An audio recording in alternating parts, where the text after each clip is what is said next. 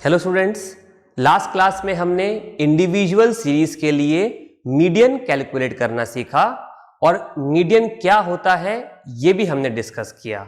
So again median is the value of central observation when the data is arranged in ascending और descending order. अभी definition हर तरह के data के लिए same है। डेटा इंडिविजुअल सीरीज के फॉर्म में हो या डिस्क्रीट फ्रीक्वेंसी डिस्ट्रीब्यूशन के फॉर्म में हो या कंटिन्यूअस फ्रीक्वेंसी डिस्ट्रीब्यूशन के फॉर्म में हो, data must be in ascending और डिसेंडिंग ऑर्डर। तो मीडियन कैलकुलेट करने के लिए फर्स्ट स्टेप है arrange the given data in either ascending और डिसेंडिंग ऑर्डर। आज हम डिस्कस करेंगे median for discrete frequency distribution. तो क्या मतलब है डिस्क्रीट फ्रीक्वेंसी डिस्ट्रीब्यूशन का? अब ऑब्जर्वेशंस अगर रिपीट हो रहे हैं तो हम ऑब्जर्वेशंस को बार बार नहीं लिखेंगे, हम एक वैल्यू को एक ही बार लिखेंगे और उसके सामने उसका नंबर ऑफ रिपीटिशन फ्रीक्वेंसी की फॉर्म में लिख देंगे। इसीलिए हमने बोला डिस्क्रीट फ्रीक्वेंसी डिस्ट्रीब्यूशन, राइट। तो डिस्क्रीट फ्रीक्वेंसी डिस्ट्रीब्यूशन के लिए हम मीडियन कैलकुलेट करना सीखेंगे। ओके, आप नोटबुक रेडी रखिए, मैं क्वेश्चन डिक्टेट कर रहा हूं, आप क्वेश्चन लिखिए, देन हम प्रोसेस देखते हैं। Okay, question is obtain the median of the following frequency distribution. Obtain the median of the following frequency distribution. मैं डेटा लिख रहा हूं, आप भी वैल्यूज नोट कर लीजिए।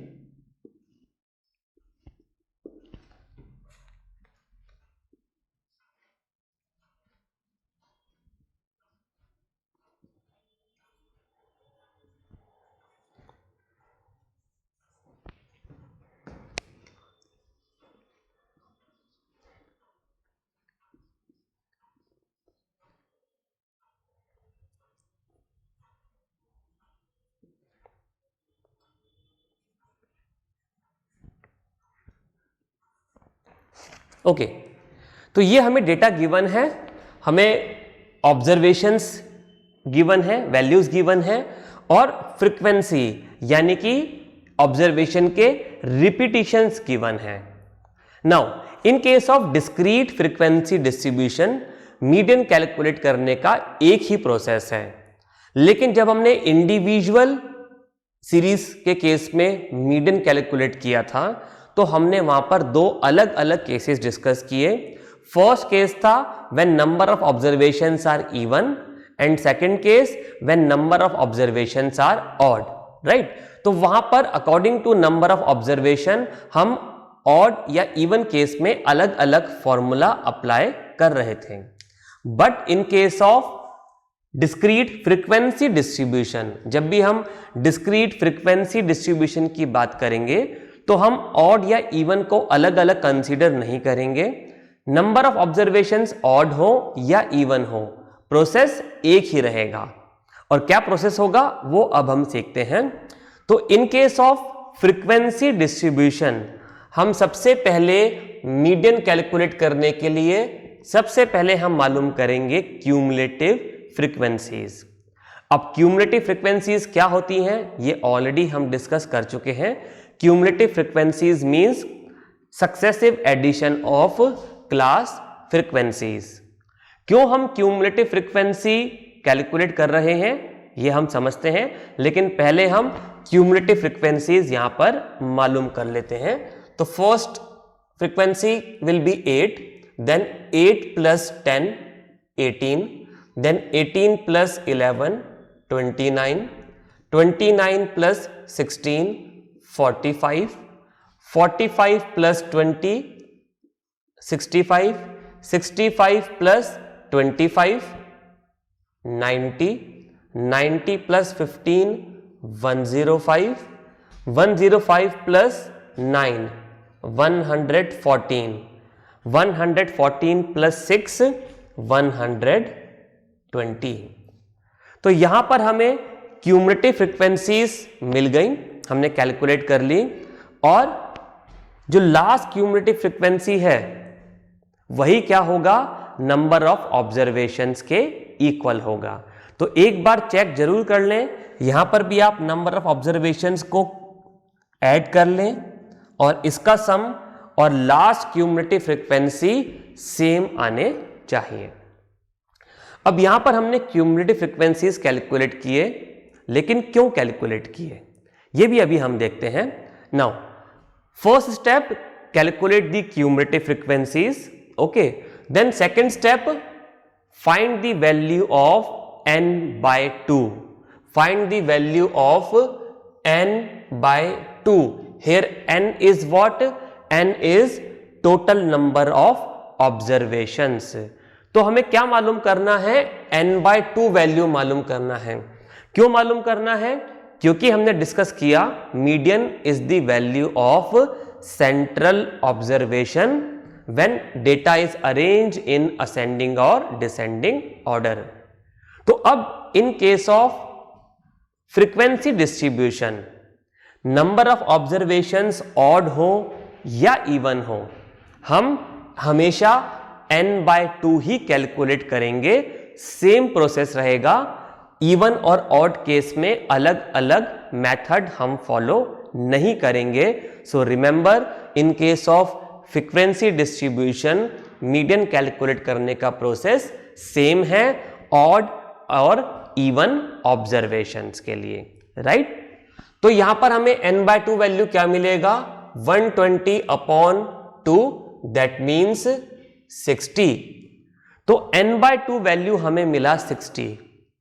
अब इस वैल्यू से हमको मालूम करने के बाद हमें इस फ्रीक्वेंसी डिस्ट्रीब्यूशन टेबल से मीडियन का वैल्यू मालूम करना है। तो कैसे मालूम करेंगे, अब हमने ये जो क्यूमुलेटिव फ्रीक्वेंसीज कैलकुलेट की हैं, यहां पर हमें इस n by 2 वैल्यू से जस्ट बड़ा वैल्यू मालूम करना है। ये जो n by 2 वैल्यू हमने कैलकुलेट करी है, इससे जस्ट बड़ा वैल्यू हमें इस क्यूमुलेटिव फ्रीक्वेंसी कॉलम में सर्च करना है। तो आइए देखते हैं कि क्या वैल्यू मिलेगा। हम क्यूमुलेटिव फ्रीक्वेंसीज को कंसीडर करें तो 45 तक की वैल्यूज 60 से छोटी हैं, ओके। और 65 60 से जस्ट बड़ी वैल्यू है। 65 60 से जस्ट बड़ी वैल्यू है, ओके। तो हमने क्या किया, इस n by 2 वैल्यू से जस्ट बड़ा मीन्स देखिए इसके बाद के सारे वैल्यूज भी 60 से ग्रेटर हैं, बट हमें चाहिए जस्ट ग्रेटर वैल्यू, यानी कि फर्स्ट वैल्यू इस क्यूमुलेटिव फ्रीक्वेंसी कॉलम में, first value which is greater than n by 2। तो यहां पर हमें वो मिला 65। नाउ इस वैल्यू को सर्च करने के बाद इसके कॉरस्पॉन्डिंग जो x का वैल्यू होगा वही क्या होगा, इस गिवन डेटा का मीडियन होगा। इस वैल्यू को, कौन सी वैल्यू, n by 2 से जस्ट ग्रेटर वैल्यू सर्च करने के बाद, लोकेट करने के बाद इसके सामने जो x का वैल्यू होगा वही क्या होगा, इस गिवन डेटा का मीडियन होगा। अब क्यों होगा ये हमें समझना है, ओके। देखिए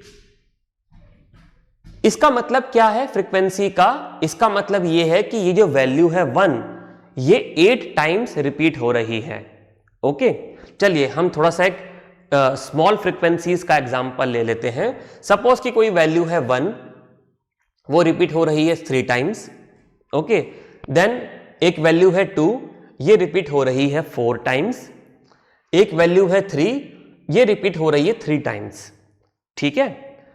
चलिए तो इसका मतलब क्या हुआ, अगर मैं इसको इंडिविजुअल सीरीज में लिखूं तो मैं क्या लिखूंगा, 1 1 1, ओके। उसके बाद 2 वैल्यू 4 टाइम्स रिपीट हो रही है, तो मैं इसको लिखूंगा 2 2 2 and 2, 4 times 2। Then 3 value 3 times repeat हो रही है, ओके। तो मैंने लिख दिया 3 3 3। क्लियर है। चलिए तो ये हो गया xi, ये हो गया fi और अभी मैं यहां पर CFB लिख देता हूं, तो 3, 7 एंड 10 हमें मिल गया। क्लियर? अब मैं आपसे पूछता हूं कि ये बताइए कि सेकंड ऑब्जर्वेशन, ये आपको डेटा गिवन है, ओके, ये हमें एक फ्रीक्वेंसी डिस्ट्रीब्यूशन गिवन है, इसको मैं टेबुलर फॉर्म में बना देता हूं, ओके। अब मैंने आपसे पूछा, इसको मैंने ऐसे भी लिख दिया, ओके। अब मैंने आपसे पूछा कि ये बताइए कि इस गिवन ऑब्जर्वेशन में, इस गिवन डेटा में सेकंड वैल्यू क्या होगा, इस गिवन डेटा में सेकंड ऑब्जर्वेशन की वैल्यू क्या होगी। तो देखिए, इसको मैंने इंडिविजुअल सीरीज में भी लिख दिया फॉर योर कन्वीनियंस, ताकि हमें इस क्वेश्चन का आंसर भी मिल जाए। तो देखिए, सेकंड ऑब्जर्वेशन कौन सी है? 1। तो सेकंड ऑब्जर्वेशन की वैल्यू क्या होगी? 1 होगी। थर्ड ऑब्जर्वेशन की वैल्यू 1 होगी। तो फर्स्ट ऑब्जर्वेशन से लेके थर्ड ऑब्जर्वेशन तक का वैल्यू क्या है? 1 है। अब मैंने आपसे पूछा कि सिक्स्थ ऑब्जर्वेशन का वैल्यू क्या होगा, तो 1, 2, 3, 4, 5, 6, सिक्स्थ ऑब्जर्वेशन का वैल्यू हमें कितना मिला? 2 मिला, ओके। अब मैंने पूछा कि सेवंथ ऑब्जर्वेशन का वैल्यू क्या होगा, तो सेवंथ ऑब्जर्वेशन का वैल्यू भी 2 है। यानी कि यहां तक पहुंचते पहुंचते कितनी ऑब्जर्वेशंस हमें मिल चुकी हैं? 1, 2, 3, 4, 5, 6, 7, 7 ऑब्जर्वेशंस यहां तक मिल चुकी हैं, ओके। यानी कि जहां पर ये 2 खत्म हो रहा है, सेकंड 2 कितनी टाइम्स रिपीट हो रहा है? 4 टाइम्स। जहां पर ये ऑब्जर्वेशन का रिपीटिशन खत्म हो रहा है, वहां तक हमें कितनी ऑब्जर्वेशंस मिल चुकी हैं? 7 ऑब्जर्वेशंस मिल चुकी हैं। ऐसे ही मैंने आपसे पूछा कि 9th ऑब्जर्वेशन क्या होगा, तो 9th ऑब्जर्वेशन 3 होगा, ओके। और थर्ड ऑब्जर्वेशन जो क्या है? 3, ओके। थर्ड वैल्यू क्या है? 3। ये खत्म होने तक कितनी ऑब्जर्वेशन, कितनी नंबर ऑफ ऑब्जर्वेशंस हमें मिल चुकी हैं? 10 नंबर ऑफ ऑब्जर्वेशंस हमें मिल चुकी हैं।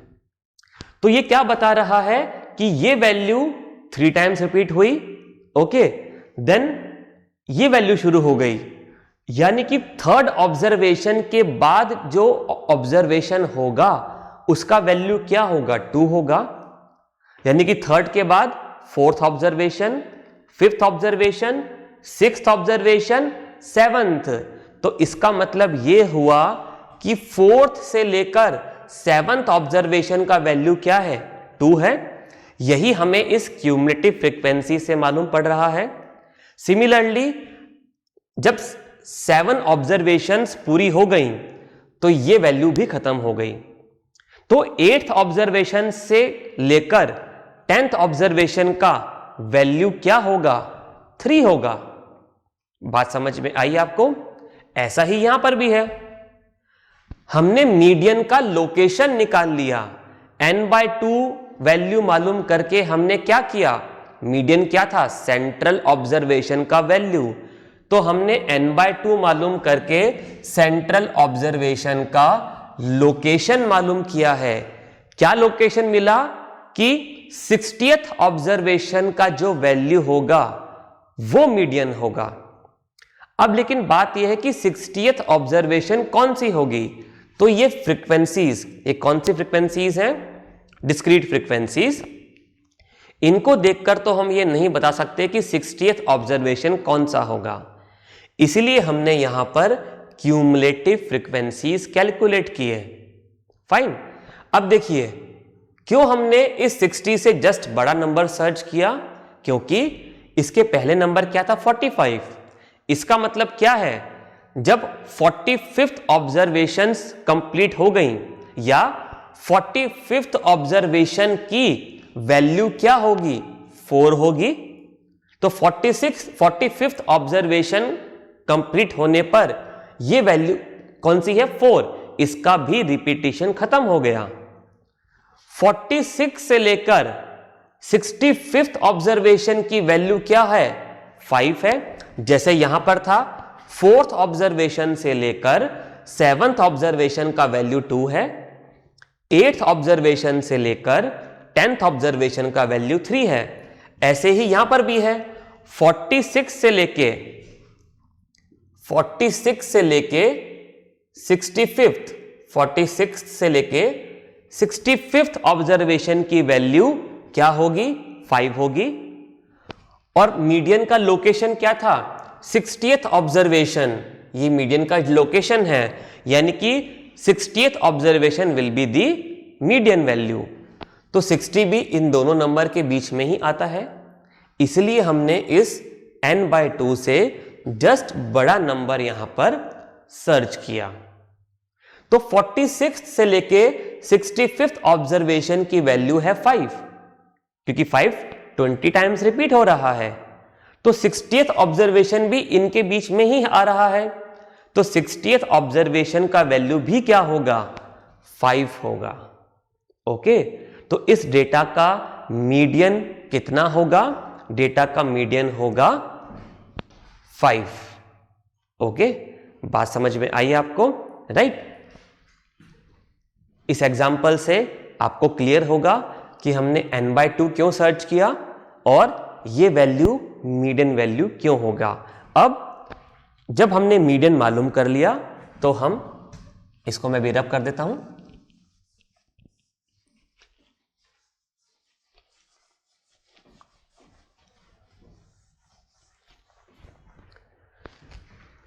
अब जब हमने मीडियन का लोकेशन मालूम कर लिया और हमने मीडियन का वैल्यू भी यहां पर पता कर लिया, तो अब हम लिखेंगे, यहां पर हम एक स्टेटमेंट लिखेंगे। क्या स्टेटमेंट लिखेंगे?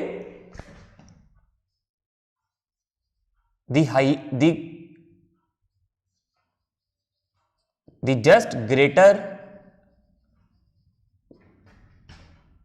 value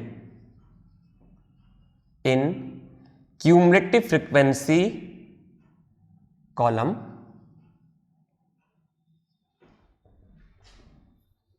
from n/2 value is 65, which correspond to value 5 in xi column. So the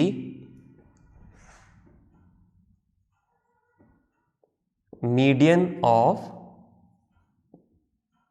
given data is 5. So हम मीडियन को m से रिप्रेजेंट करते हैं, m equals to 5. सो हम इस तरीके से मेंशन करेंगे the just greater value in cumulative frequency column from n/2 value, ये जो हमने कैलकुलेट करी है, इज 65, विच कॉरस्पॉन्ड टू, ये किसको कॉरस्पॉन्ड हो रही है? 5 वैल्यू को xi कॉलम में, which correspond to value 5 in xi column. So the median of given data is 5, m equals to 5. Clear है आपको? तो मीडियन कैलकुलेट करने के लिए फ्रीक्वेंसी डिस्ट्रीब्यूशन केस में जब भी हमें फ्रीक्वेंसी डिस्ट्रीब्यूशन गिवन है, इधर डिस्क्रीट फ्रीक्वेंसी डिस्ट्रीब्यूशन या इसके बाद हम डिस्कस करेंगे क्यूमुलेटिव फ्रीक्वेंसी डिस्ट्रीब्यूशन, सॉरी हम continuous frequency distribution, this is discrete frequency distribution, इसके बाद हम डिस्कस करेंगे कंटिन्यूअस फ्रीक्वेंसी डिस्ट्रीब्यूशन यानी कि क्लास इंटरवल वाला मेथड. दोनों ही केस में यानी कि जब भी हमें फ्रीक्वेंसीज गिवन है तो मीडियन कैलकुलेट करने के लिए सबसे पहले हम एक बार ये ऑब्जर्व करेंगे कि क्या डेटा असेंडिंग या डिसेंडिंग ऑर्डर में है. अगर डेटा असेंडिंग या डिसेंडिंग ऑर्डर में है तो हम क्यूमुलेटिव फ्रीक्वेंसीज कैलकुलेट करेंगे. अगर डेटा असेंडिंग या डिसेंडिंग ऑर्डर में नहीं है तो हम पहले डेटा को अरेंज करेंगे असेंडिंग या डिसेंडिंग ऑर्डर में। और ध्यान रखिए, अगर डेटा असेंडिंग या डिसेंडिंग ऑर्डर में नहीं है और आप उसको रीअरेंज कर रहे हैं तो फिर फ्रीक्वेंसीज को भी अकॉर्डिंगली रीअरेंज करना होगा। जब आप इन वैल्यूज को असेंडिंग ऑर्डर में लिखेंगे तो फ्रीक्वेंसीज का भी ध्यान रखेंगे कि कौन सी फ्रीक्वेंसी किस वैल्यू के कॉरस्पॉन्डिंग थी, तो उनको भी उसी तरीके से रीअरेंज करना मत भूलिएगा। ऐसा नहीं हो कि आप इन वैल्यूज को तो रीअरेंज कर दें बट फ्रीक्वेंसीज को ऐसा ही इसी सीक्वेंस में लिखा रहने दें, वरना पूरा क्वेश्चन गलत हो जाएगा। तो इस बात का ध्यान रखेंगे, अगर डेटा असेंडिंग या डिसेंडिंग ऑर्डर में नहीं है तो रीअरेंज करते टाइम हमें ध्यान रखना है कि फ्रीक्वेंसीज को भी उसी तरीके से रीअरेंज करना है। तो ये एंश्योर करने के बाद हम कैलकुलेट करेंगे क्यूमुलेटिव फ्रीक्वेंसी। तो remember, for frequency distribution type of questions we calculate cumulative frequency to find the value of median. So in case of discrete frequency distribution, after calculating the values of cumulative frequency, we will find out the value of n/2, which means the position of or the location of median. This gives what?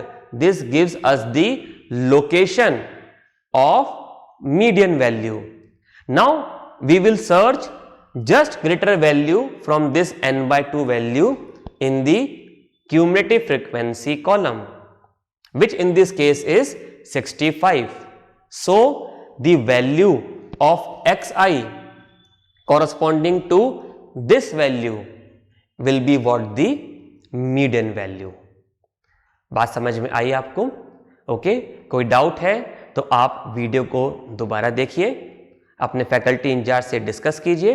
We will meet in the next class. Okay, bye.